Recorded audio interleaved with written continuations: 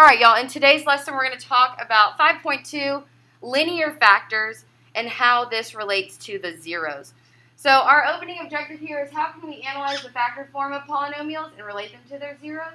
And then how can we write a polynomial function from its zeros? So we're going to look at when we're given a polynomial, how do we find all the zeros? And then we're going to go in reverse too. So like if you're given all the zeros, how do you get the original polynomial? So just to recap from last module, we talked about factoring, but when we're talking about higher order polynomials, we're looking at those cubic, quartic, and quintic equations now, right? Okay.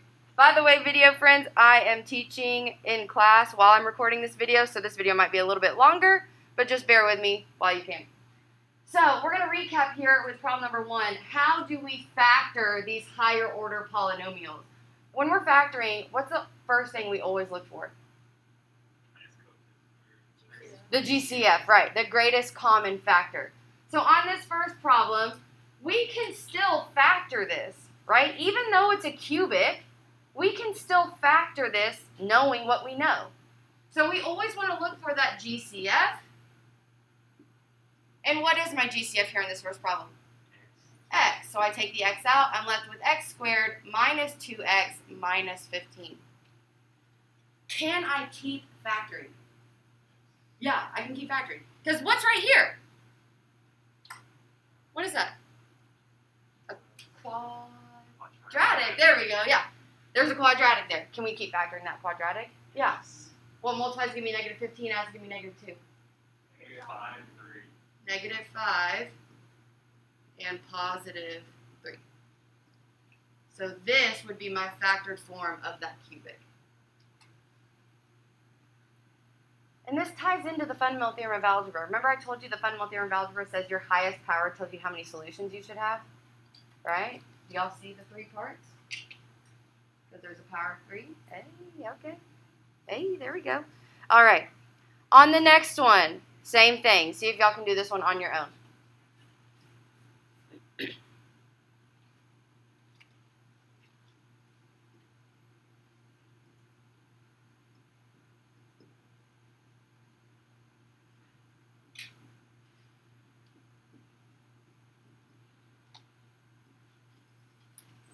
I got x times x minus 4 times x plus 3.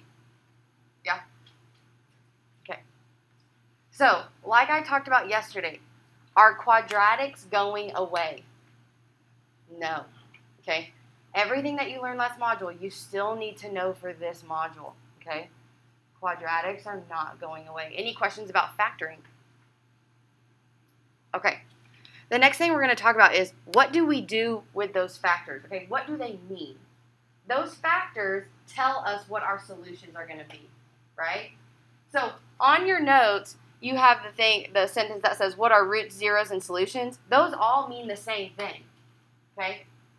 Remember last module how we talked about that? The synonyms for like, oh, if I ask you to solve and find the solutions, that's the same thing as finding the roots, finding the zeros. That was on your test, okay?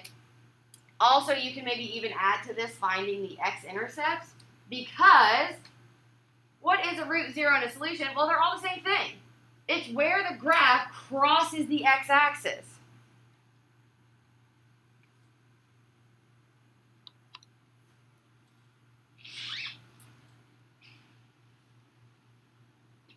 All of those words mean the exact same thing.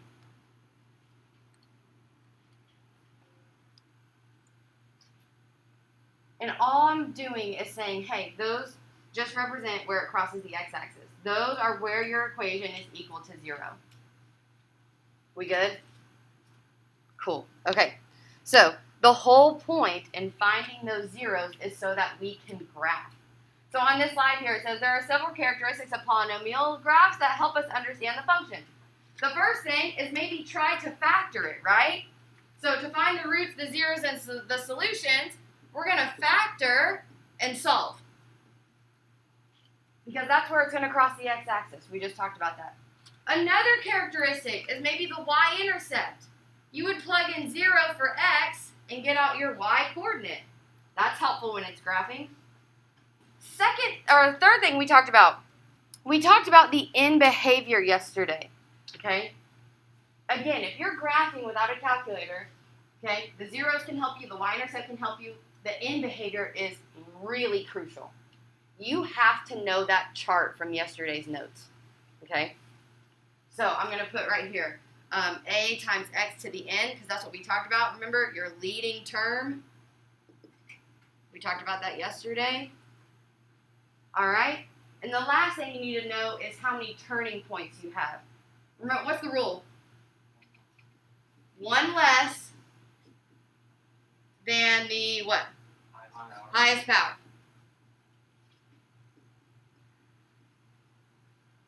Now, there's something also really key that you need to know about turning points. Between two zeros, there has to be a turning point. Okay? Between two zeros, there has to be a turning point. So we'll add that here for our video viewers.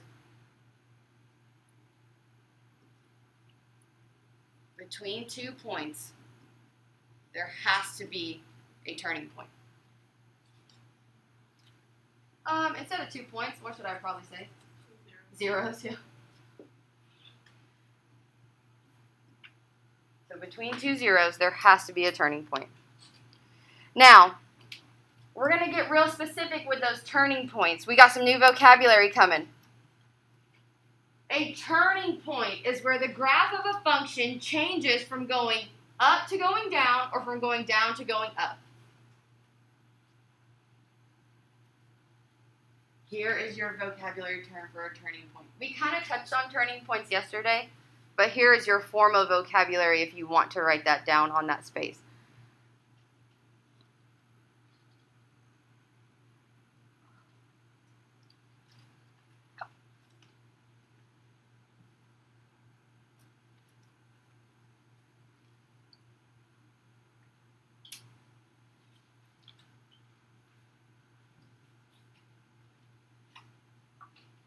Now, those turning points are going to be referred to as your relative maximum or your relative minimum.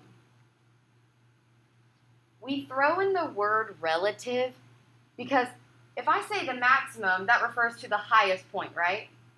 Well, is my turning point necessarily the highest point of the graph? No. And we can see that right down here with this diagram. Okay? That's why they throw in the word relative, because it's the highest turning point, or it's the lowest turning point. Do y'all see that? Okay. So, when it asks you, how does this relate to the relative minimum or the relative maximum, that's what they are. Your turning points are the relative minimum or the relative maximum. You just have to look at the graph and figure out which one is which. And that's what we're going to do down here at the bottom. It says, write the letters of the points that describe each turning point and the intercept. So let's make sure you got all the parts here. What point would represent my relative maximum, you think? B, yeah. What about my relative minimum? That would be point E. Very good, guys. What about your x-intercepts? Oh, good. A, C, and F. All three of those points cross the x-axis, right? Okay. And our y-intercept. Okay. We are about to do this on the next slide, okay? We're going to put all of this together in order to graph without our calculator. You with me? Okay. All right. Let's put it into action here.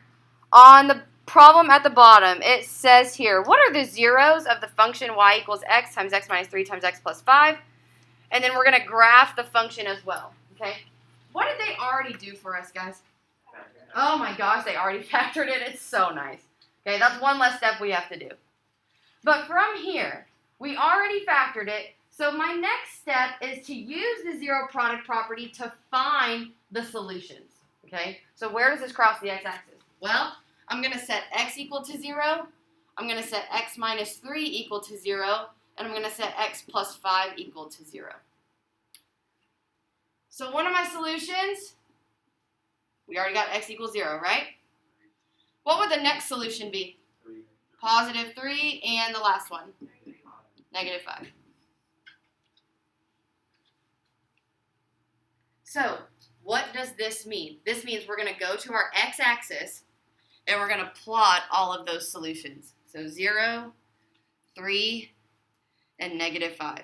Are y'all with me? All I did was take those the factors, found the solutions, plotted them on the x-axis. Good? Sweet. All right. So from here, we looked at our zeros.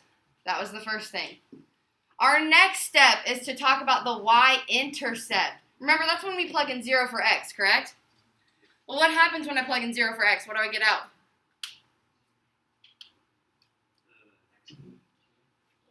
0 times -3 times 5. 0. Thank you. Do I already have that point plotted? Yeah, so did that help me here? Sadly, no. Okay. Next thing. Let's talk about the end behavior. Okay. If I were to multiply all of this back out, right? If I was going to put this in standard form, what would be my leading what would be my leading term? X to the what? X cubed, yeah? X to the third, right? So from our chart from yesterday, my A value is positive and my exponent is odd. So what's my end behavior? Anybody got that? Down and up, yep. So over here, I'm going to draw a little down arrow on the left side, and over to the right side, I'm going to draw that up arrow, because you said my end behavior was down and up. Okay, this is the really fun part. Talking about turning points, okay? I said earlier you have to have a turning point between two zeros, correct? Okay, so follow your graph. So this is down, right? Right here. If I were to graph and go through that 0, I would have to turn my graph somewhere to go through this next 0, correct? Would that turning point be a relative maximum or a relative minimum? Maximum. Good job, guys. Okay. Now, here's the really fun part. Could you plug in -4, -3, -2, -1 into your equation and figure out what those exact points are? Yes. Okay. For the sake of time, I'm not going to do that. I'm just going to do a rough sketch. You told me it was a relative maximum, right? So I'm just going to show, oh, the graph would have to turn somewhere, correct? Are y'all with me on that? If you wanted to find the exact points for that graph, you could plug in your x values into your equation and, plot the points. But for the sake of time, we're not. Test we have to. I don't believe so. I think I just asked for a rough sketch. But you all understand the concept, right? Okay. So then I would have a turning point and I could cut through this 0. Now, again, between two turning points, I would have to turn. Do I have a relative maximum or relative minimum here? It would be a minimum. And again, it's turning somewhere. You could have yours turning down here if you wanted to. I don't know the exact points. I could figure it out, but for the sake of time, am I? No. All right. How does my graph end? Going up. Bam. There you go. I know someone has a question over this because it's kind of confusing, so please, please, please ask me. So, when you got x to the third power, you just multiplied it. Yes. So what I did was I noticed all of the variables, and I just multiplied them together. Great job. Yeah. And that ties into the fundamental theorem of algebra, right? How many solutions do I have? 3. So what's my highest power going to be? 3. Okay. And there were no negatives up front, so that's how we know it's positive. Any other questions? All right, y'all. See if you can do this one on your own then. Or wait, no, I think I have 2 more. Do y'all want me to help you with this one? Nope. Oh, okay. All right. I'm just going to work it out then.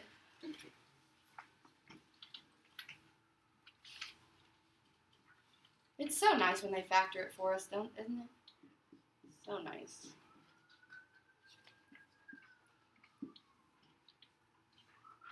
Every day.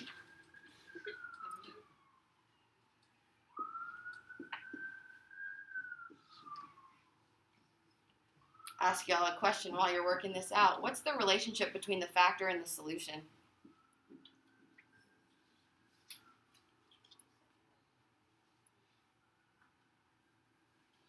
What's the relationship between the factor and the solution?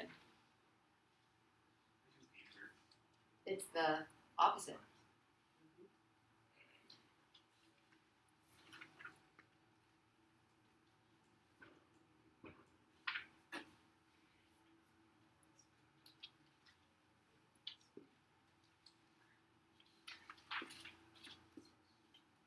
So we got our zeros. Let's talk about the y-intercept. What'd y'all get for the y-intercept here? 0 what?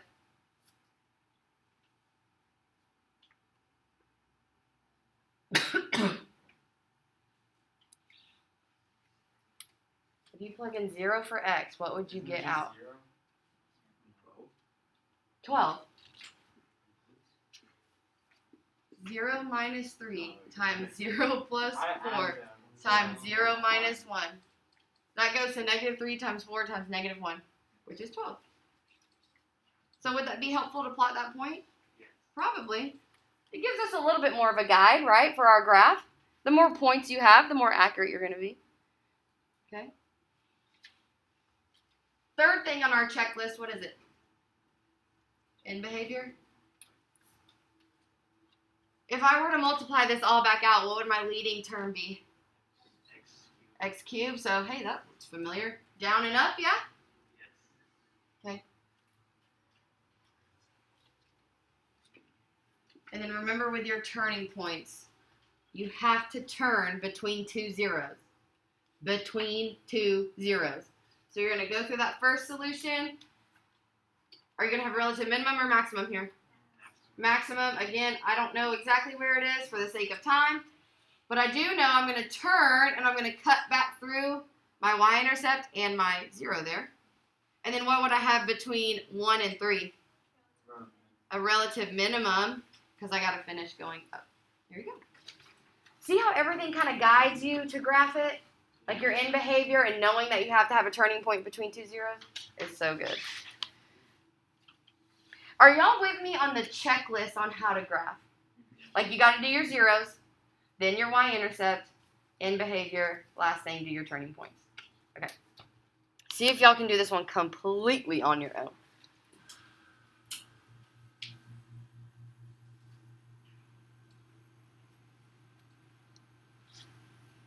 You can check the board when you are finished.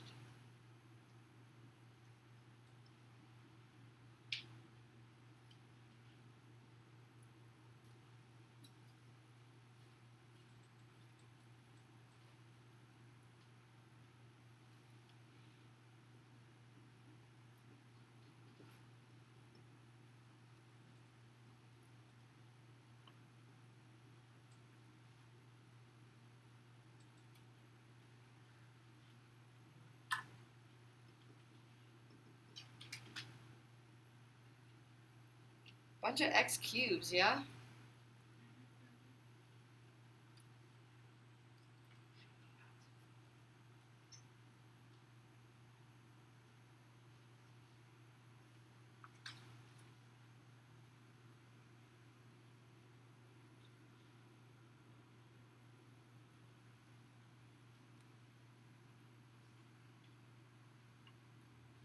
All right.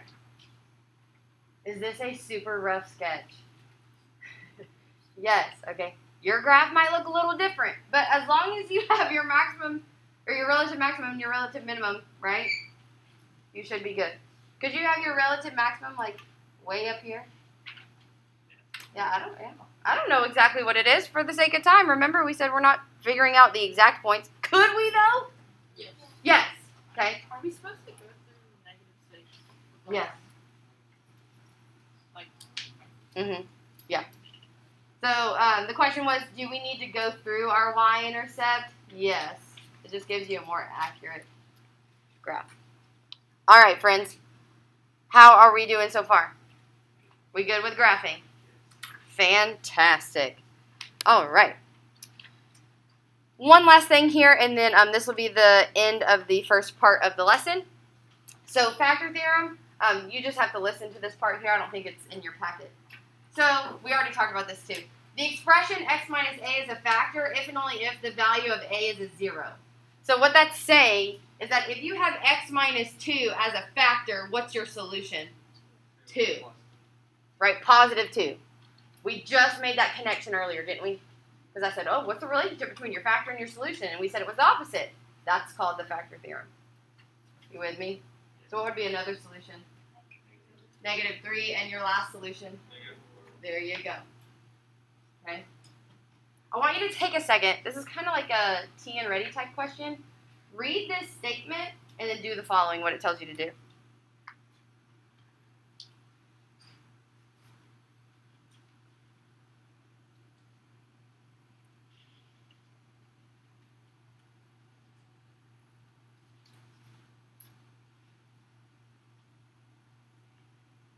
Which one would you tell me to cross out? Ooh, what? The last one? The factor of the polynomial is x minus 2. Well, what's wrong with that? The statement should say x plus 2 because it's the opposite. Great job, guys. All right. This is the end of part 1. So go ahead and if you're ready to move on to part 2, you can, or you can take a break like we're going to do.